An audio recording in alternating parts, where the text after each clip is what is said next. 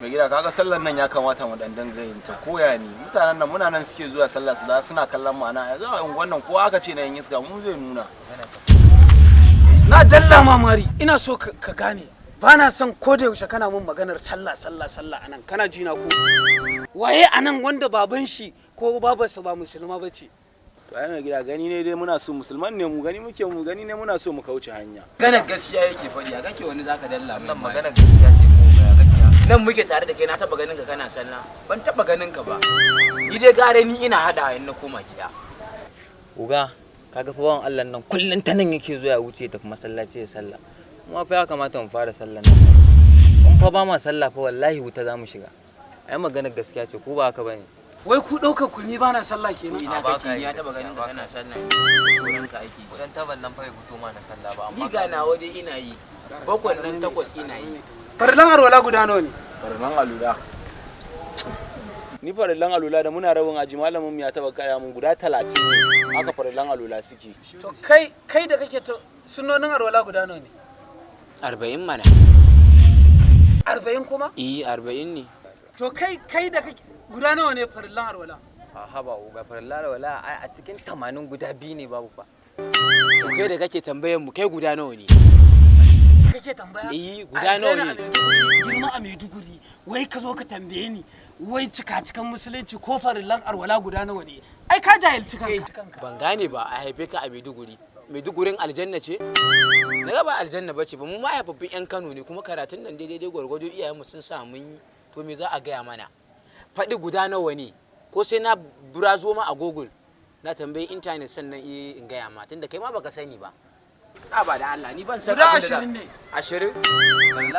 farillan arwala guda 20 guda 20 kana ji abu 20 ana gaya mai ya za su zama 20 a cikin 82 ne babu ana gaya ma ana gaya ma kana wani wannan Allah ya tofa nasiha bai mana akarama kallahu me kawo ka wajen mu kuma Assalamu alaikum da Allah da annabi jama'a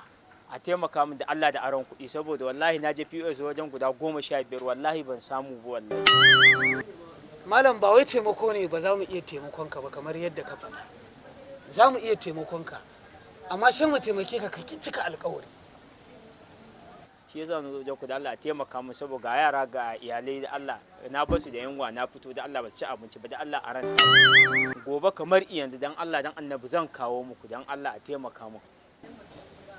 zan iya baka amma dai gaskiya ka gane kan lokacin yayi kuma in ka san fa ba za ka ba mu kawai ka faɗa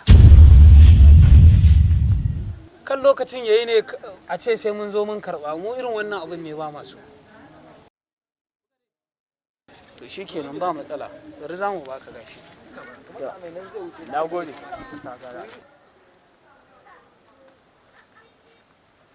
mai gida lokacin fa da aka ba mutumin nan ya fa wuce ba yau da mun yace kuma karfe nawa yace gashi na lokacin ka ba daman shiru nake ma kai magana kuma na gaba kai ba ya kamata mu je wajen shi jiya fa karfe 3 yace to yanzu duba karfe nawa muna zaune muna zaman banza lokaci yayi zuwa a dawo haka mutane suke ba kun san a rayuwa dama biyu ake ba mutum inda ya tsallake to ya ci jarrabawar duniya kun san da me kai ku tashi mu ce daga ka tsaya kana wani kwabbata ne mu je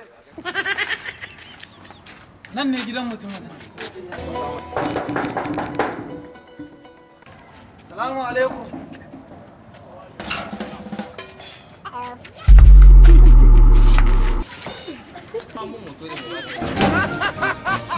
ku gane wannan mutumin? Duk wani gane shi ka bari in kaddama mai ba wani mun gane. Kai muna so a yi koyi da kai koyaushe in lokacin sallah yayi muna gani kana wucewa ba ma yin sallah amma yanzu kai mun baka amana